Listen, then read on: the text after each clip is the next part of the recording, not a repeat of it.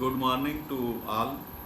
आज का जो मेरा शैक्षिक वीडियो है वह ऑपरेशन ब्लैक बोर्ड योजना के विषय में है।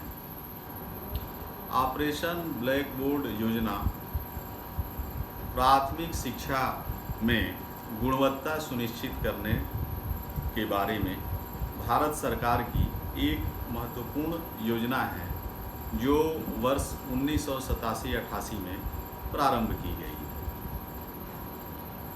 स्वतंत्रता प्राप्ति के पश्चात भारत में प्राथमिक सुविधाओं का सार्वभौमिकरण किया गया, जिससे प्रत्येक गांव में, चाहे उसकी जनसंख्या कुछ भी हो, प्राथमिक विद्यालय स्थापित किए गए।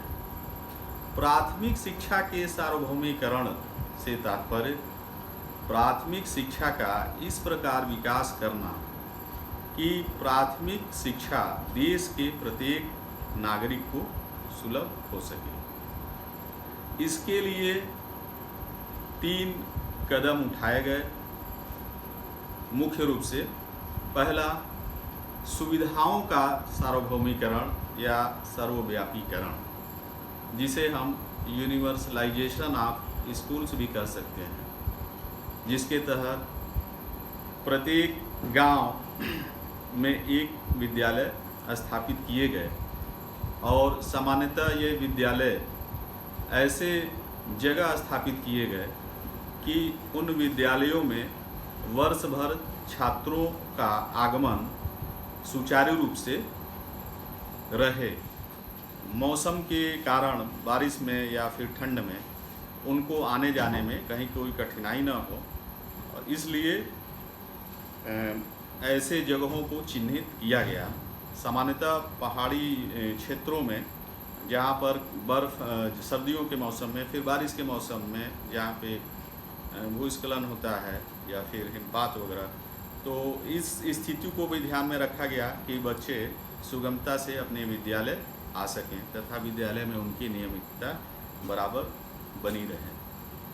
दूसरा जो सार्वभौमिकरण के लिए जो कदम उठाया गया वह था नामांकन का सार्वभौमिकरण।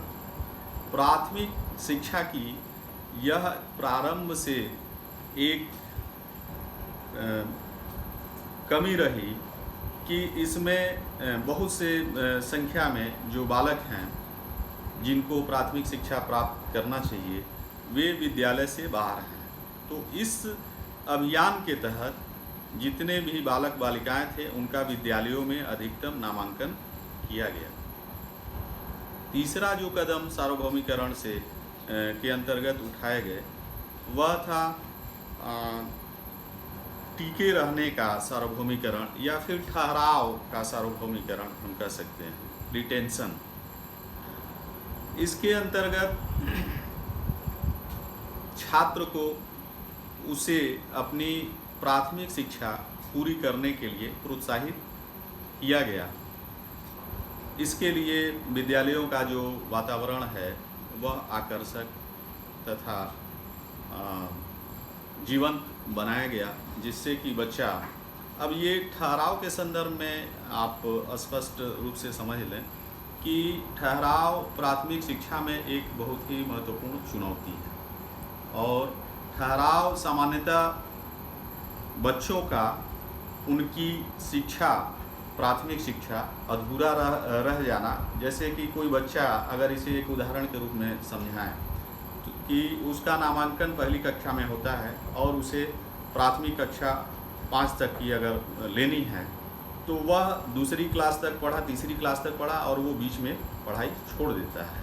तो इससे तीसरी क्लास तक पढ़ने में जो उसकी शिक्षा पर व्यय किया गया वह एक तरह से व्यय ही हो जाता है। इसलिए सरकार का प्रयास यह रहा प्राथमिक शिक्षा में कि ठहराव को भी हम सुनिश्चित करें विद्यालयों में।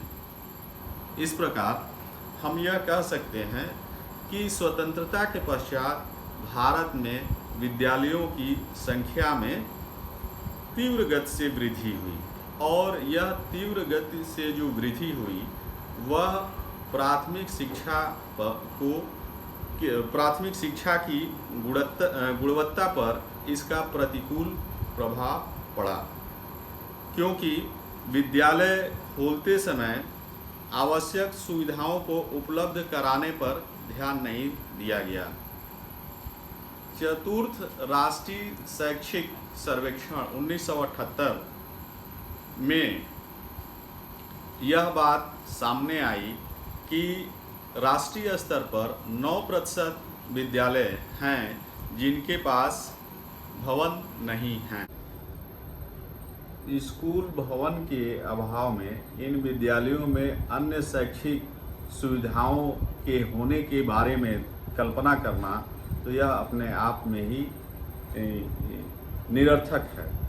जब स्कूल भवन ही नहीं है तो फिर वहाँ पर अन्य संसाधन कहाँ से होंगे। इसी प्रकार अखिल भारतीय राष्ट्रीय स्तर पर 41.5 विद्यालय ऐसे थे जिनमें श्यामपट्ट तक नहीं थे तथा 72% स्कूलों में किसी प्रकार के पुस्तकालय की सुविधा नहीं थी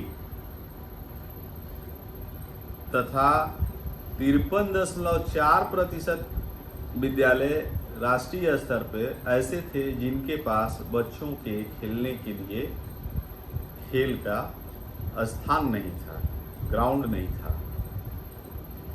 तो हम यह कह सकते हैं कि कुछ क्षेत्रों में तो ऐसे खास करके ग्रामीण क्षेत्रों की अगर बात करें तो 89% ऐसे विद्यालय थे जिनमें शौचालय तक की व्यवस्था नहीं थी और कुछ विद्यालयों में शुद्ध पेयजल तक की व्यवस्था नहीं थी। तो इस प्रकार एक प्राथमिक शिक्षा के संबंध में इन विद्यालयों में न्यूनतम जो सामग्री है जो शिक्षण अधिगम के लिए आवश्यक होता है उनका अभाव था। इस संदर्भ में भारत सरकार ने 1985 में एक दस्तावेज जारी किया जिसका नाम शिक्षा की चुनौती नीतिगत परिप्रेक्ष्य है। उसमें प्राथमिक शिक्षा की इन कमियों को स्वीकार किया गया तथा इनमें सुधार की आवश्यकता पर बल दिया गया। यही कारण था कि 1986 की नई शिक्षा नीति में यह घोषणा किया गया कि प्राथमिक शिक्षा के गुणात्मक विकास को सुनिश्चित किया जाएगा। उसी के अनुपालन में जो कार्यान्वयन कार्यक्रम प्रोग्राम ऑफ एक्शन बना उसमें ऑपरेशन ब्लैक बोर्ड योजना को लाया गया जो प्राथमिक स्कूलों में आवश्यक सुविधाएं उपलब्ध कराने के लिए प्रतिबद्ध थी। ऑपरेशन ब्लैक बोर्ड का मुख्य उद्देश्य प्राथमिक विद्यालयों में न्यूनतम आवश्यक सुविधाओं की व्यवस्था को सुनिश्चित करना था। इसके साथ ही ग्रामीण क्षेत्र में अधिकांश विद्यालय ऐसे हैं जो एक अध्यापक के भरोसे चल रहे हैं। इन विद्यालयों में कम से कम एक और अध्यापक की उपलब्धता को सुनिश्चित करना, यानी इन विद्यालयों में एक अन्य अध्यापक की नियुक्ति करके इस कमी को दूर किया जा सकता है। शब्द युग्म ऑपरेशन ब्लैक बोर्ड पर अगर हम विचार करें तो जो प्रथम पद है ऑपरेशन, यह शीघ्रता का बोध कराने वाला प्रत्यय है, अर्थात युद्ध स्तर पर अभियान चलाकर किसी कार्य को शीघ्र अतिशीघ्र पूरा करने से है। दूसरा शब्द है ब्लैक बोर्ड जो आवश्यक उपकरणों का प्रतीक है। इस प्रकार हम ऑपरेशन ब्लैक बोर्ड योजना को कह सकते हैं कि यह राष्ट्रीय स्तर की एक योजना है जो प्राथमिक विद्यालयों में न्यूनतम आवश्यकताओं को चिन्हित करके उनकी उपलब्धता को सुनिश्चित करती है। अब प्रश्न यह उठता है कि विद्यालय की जो न्यूनतम जो आवश्यकताएं या न्यूनतम अधिगम शिक्षण अधिगम सामग्री वे कौन सी हैं, इस बारे में अगर हम विचार करें तो मुख्य रूप से जो बिंदु हमारे सामने आएंगे वे इस प्रकार होंगे। पहला, अध्यापक संबंधी न्यूनतम आवश्यकताएं। अब अध्यापक संबंधी न्यूनतम आवश्यकताएं कौन होंगी? जैसे पाठ्यक्रम, अध्यापक के प्रयोग के लिए शब्द कोश, संदर्भ पुस्तकें या शिक्षण अधिगम को प्रभावशाली बनाने के लिए कुछ अन्य शैक्षिक उपकरण ये हो सकते हैं जो सीखने में सहायक होंगे। दूसरा जो आवश्यकताएं होंगी वे व्यायाम तथा खेल कूद संबंधी आवश्यकताएं होंगी। इसमें लकड़ी के गुटके, बैट बॉल, फुटबॉल, वॉलीबॉल, कूदने की रस्सी तथा रिंग, ये जो पक्ष है बहुत महत्वपूर्ण है क्योंकि इनसे बच्चे का शारीरिक विकास सुनिश्चित होता है। तीसरा जो न्यूनतम विद्यालय की शिक्षण अधिगम आवश्यकताओं की अगर बात करें तो उसमें पुस्तकालय संबंधी आवश्यकताएं होंगी। जो प्राथमिक स्तर पर जो पुस्तकालय में अगर हम बात करें कि कैसी पुस्तकें होनी चाहिए तो मुख्य रूप से इसमें संदर्भ पुस्तकें, बाल साहित्य, पत्र पत्रिकाएं इत्यादि होनी चाहिए जो बच्चे का ज्ञानवर्धन करें। इसके अतिरिक्त बच्चों के सर्वांगीण विकास को ध्यान में रख करके जो अन्य न्यूनतम आवश्यकताओं हमारे सामने आ रही हैं वे वाद्य यंत्र एवं उपकरण की होंगी।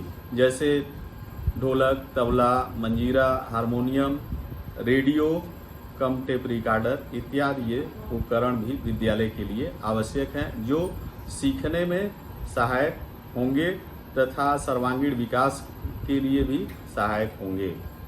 अन्य जो न्यूनतम आवश्यकताएं हैं उनके बारे में हम यह कह सकते हैं कि इस विद्यालय की घंटी, श्यामपट्ट, चाक, डस्टर, पेयजल की सुविधा, कुर्सी, मेज, दरी, अलमारी इत्यादि ये हो सकते हैं। तो इस प्रकार अगर प्राथमिक शिक्षा की गुणवत्ता को हम ध्यान में रखें तो इन न्यूनतम आवश्यकताओं की पूर्ति विद्यालय में करना होगा। उसके बाद ही हम गुणात्मक शिक्षा की बात सोच सकते हैं। इस प्रकार स्पष्ट है कि ऑपरेशन ब्लैक बोर्ड एक सांकेतिक शब्द है जो प्राथमिक स्कूलों के संदर्भ में ब्लैक बोर्ड के अतिरिक्त अन्य बातों को स्वयं में समाहित किए हुए है। उम्मीद है आज का जो वीडियो है वो ऑपरेशन ब्लैक बोर्ड के संदर्भ में आपके समझ को और स्पष्ट करने वाला, बनाने वाला होगा और आगे की वीडियो में हम इसी प्रकार से फिर बात करते रहेंगे। आज के लिए इतना।